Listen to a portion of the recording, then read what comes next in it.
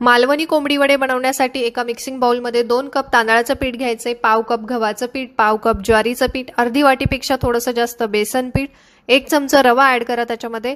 नंतर धने, जिरे, बडीशेप आणि थोडीशी उडीद डाळ एका पॅनमध्ये गरम करून घ्यायची आहे. नंतर थंड झाल्यानंतर त्याची मिक्सरमध्ये पूड बनवून घ्यायची आहेत. ही बनवलेली मसाला पावडर या पिठांमध्ये चाळून ॲड करायची आहे. नंतर याच्यामध्ये आपल्याला कांद्याची पेस्ट ॲड करायची आहे. एक मीडियम साईजचा कच्चा कांदा मिक्सरमध्ये वाटून घेतला. नंतर हळद, चवीनुसार मीठ आणि काश्मीरी लाल मिरची पावडर ॲड करून याला व्यवस्थित मिक्स करून घ्यायचं. आता हे वड्यांचं पीठ मळून घ्यायचं आहे.